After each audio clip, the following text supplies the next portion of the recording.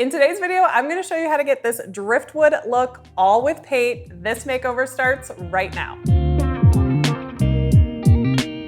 Hi, I'm Christina and I am a furniture painter and I make over furniture here on my channel. And in today's video, I'm going to take this old beat up dresser and give it a beautiful driftwood look, very much like Pottery Barn and Restoration Hardware. And an easy way to do this is with a beige paint and a glaze. We'll get to this fun stuff later in the video, but right now we have to do the hard work of prepping our piece. We're gonna clean it, we're gonna scuff sand it, make any repairs, and get it ready for paint. I have my white lightning mixed up in a spray bottle and I am just cleaning this whole entire dresser. Then I'm gonna take some clean water and rinse that away. You don't wanna have any soap residue on your furniture that you're working on. Guys, I know cleaning is really boring, but look how dirty this is. You can't paint over that. You have to clean.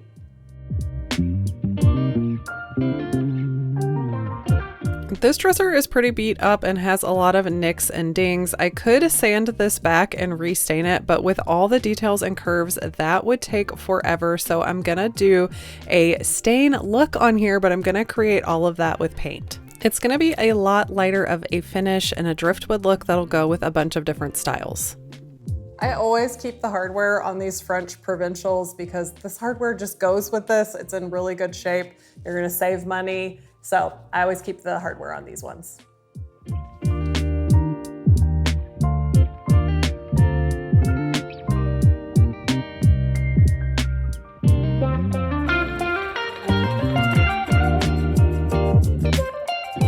I usually clean with my hardware on if I'm going to keep it, and then once I take it off, I give it one more spray and make sure those drawers are really clean. And like I mentioned earlier, I always wipe it down with clean water once I'm done.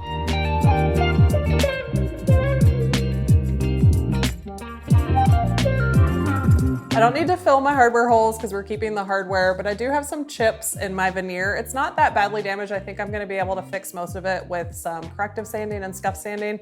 But on these big chips, I'm going to mix up an all-purpose putty. This will be dry in 15 minutes and ready to sand.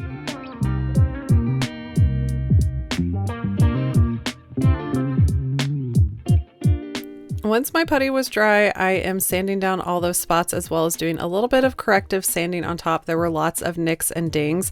I'm not going crazy here because for the driftwood look that I am going for, I don't need a completely smooth surface. And honestly, the more nicks and dings that are in it, the more it's going to look like an old rustic piece. Having some texture here in the wood is going to be perfectly fine, and when I glaze it, it's actually going to hit those spots up and make it look really natural and rustic. I'm going to be spraying my paint today, and before I get to that, I'm just wiping back all the dust. I like to spray this type of dresser with the drawers in. It just helps you get everything, and they're pretty protected, but I want to make sure that no overspray gets in there. So I'm going to tape behind the hardware hole, and I'm going to tape around the frame as well. I've also set up my Wagner large spray tent, and I like to lay paper down on this because it just makes for easy cleanup later down the road. Okay, to get this driftwood faux wood look, you want to start with a beige paint. I've picked Silk in Sandcastle. This is going to have a top coat built in, so it's going to save me a step before I add my glaze. And I'm going to spray this on so it goes a lot faster. You can totally do this by hand, and that would be fine if you want to paint by hand. I have two looks here. This one has brown glaze on it and this one has white. The white is really, really subtle and light, but I'm thinking I like the brown better for this piece. But the first step is we got to get that beige paint on. Silk is really smooth, but I like to water it down to the specifications in the can. You can add 1 ounce of water per 16 ounces of paint. I'm using my Wagner Flexio 3500 and my fine detail nozzle like I always use for furniture and testing it out on a board before I take it to the dresser. For this paint, I like to have my gun set at a level 5 and I have my flow pretty open. This paint in particular really loves a scuff surface. That is why I used a 220 sandpaper over the entire dresser before I started the painting process. The great thing about this paint is it has a built-in top coat, so after this coat is dry, I'm going to be ready to glaze.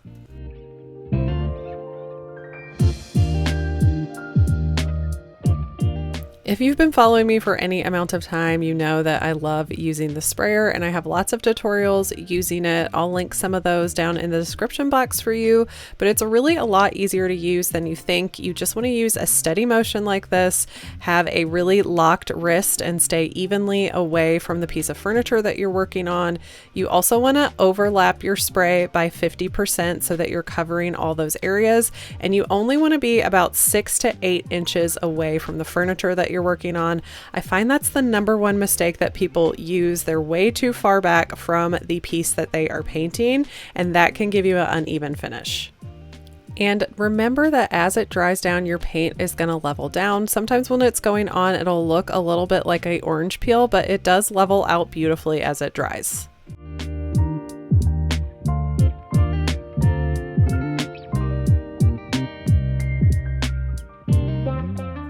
The one downfall about spraying with the drawers in is that you can't hit up all the little edges here, but I find it's really easy just to pull them out a little bit and use a small detailed brush to get those areas the sprayer didn't reach.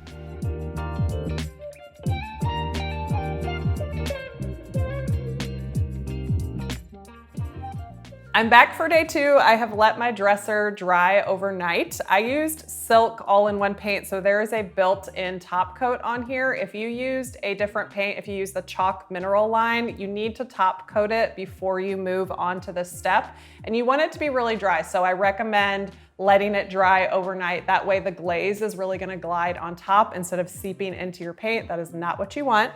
So I have my glaze ready to go. I'm using the brown glaze. There's also a white glaze, so if this was too dark for you, you could probably mix those two colors together to get a custom look for you. And to get started, I have lots of items. So I have some rags to be wiping off my brushes as I go. I have a brush to apply the glaze. I have a big soft brush to kind of smooth everything out. And then I have this really scratchy brush. This is just a cheap whisk brush that you use to sweep. And this is gonna give me my lines that are gonna look like wood. So we're gonna go ahead and get started. This is my first time doing this process, although I have seen a lot of other furniture painters doing it. So I am just doing the process on the first of 4 drawers, and then I'm going to talk to you guys about it.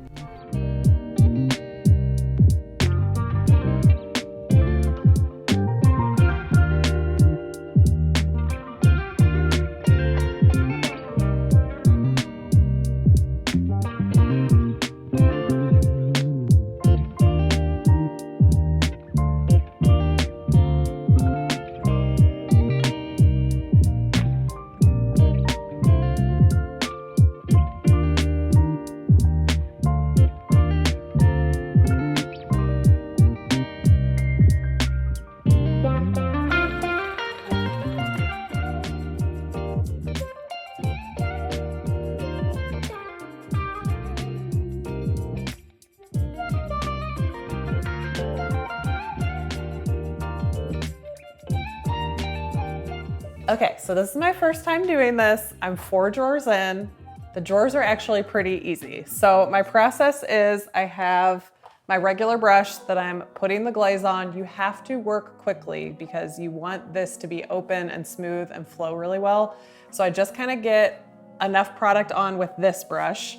Then I go with my nice soft Big Daddy brush and just make all the lines go in the same way because I'm trying to mimic wood grain. So once I get that where I want it, then I grab my bristle brush, and then this is gonna give me more of that deep veining to make it look like wood. And the key is to work fast and also keep these brushes clean. So I have a ton of rags here, and every time I'm dragging this across my surface, I'm gonna wipe it off so I don't have any of that excess glaze. Those are my key learnings so far, so let's keep going.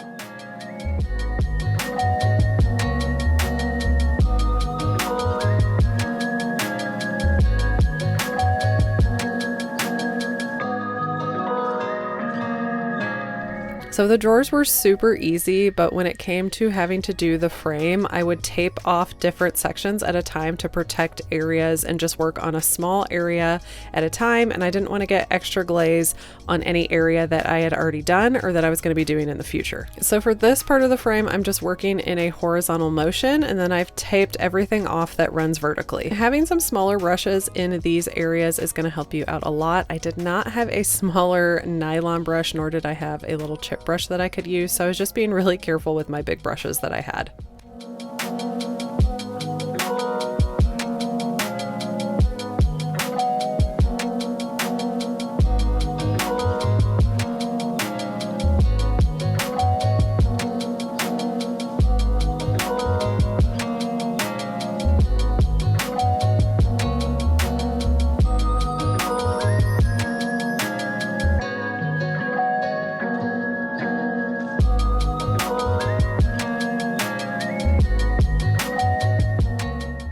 Once I was done with all those horizontal sections, I removed the vertical tape right away.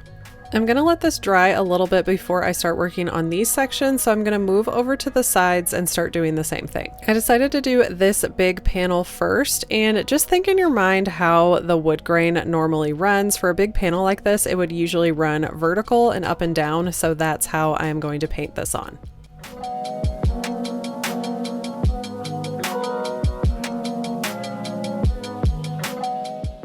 Once I got these side panels done, I was ready to tackle the top. I waited to do the top until I had all this practice in of doing the majority of the rest of the frame, because on the top you have to work really fast. You have to get all the glaze on here and start working with it and playing with it before it dries down. In hindsight, I think I should have done the edge separately from doing the top, because I did mess up a little bit on one of the sides using those big brushes, and I'll show you that at the end, but I didn't think it looked bad enough or a big enough mistake to redo the entire top, so I'm just gonna live with it. So now I'm just gonna work my way back around and do the rest of the spots that I haven't hit up on the frame. This process took a long time. It took about 2 hours, so things were pretty much dry as I went to work on these other sections.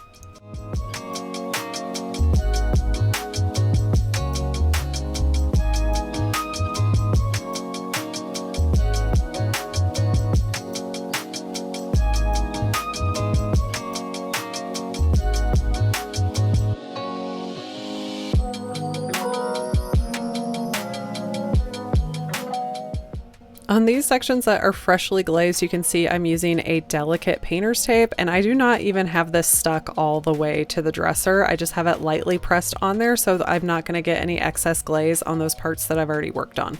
So you can see here that I made these side pieces go vertical, and then the piece on the bottom and the top, I ran those horizontal because I thought most likely that's what the wood grain would look like. Little details like this are going to make it look like a real wood finish.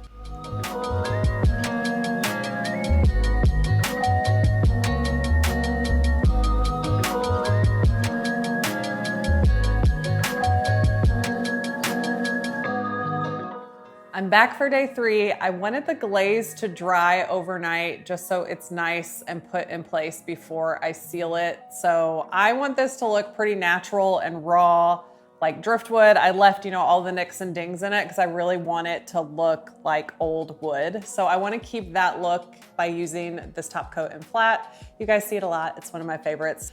I'm gonna apply this with a clean synthetic brush.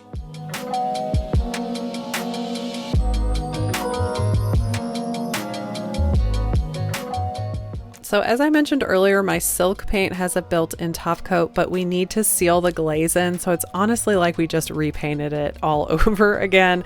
For the best protection with any top coat, you want to do about 3 coats and wait 2 hours in between each coat.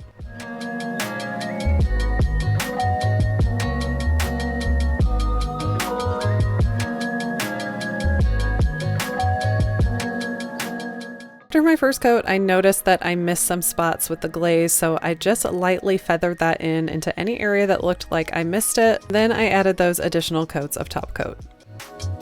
Now that my top coat's dry, I'm ready for the final piece and adding the hardware. I was thinking about gilding these, but honestly, they are so aged and have a really rustic patina already. It goes perfectly with this rustic driftwood look. So I'm just gonna put these back on.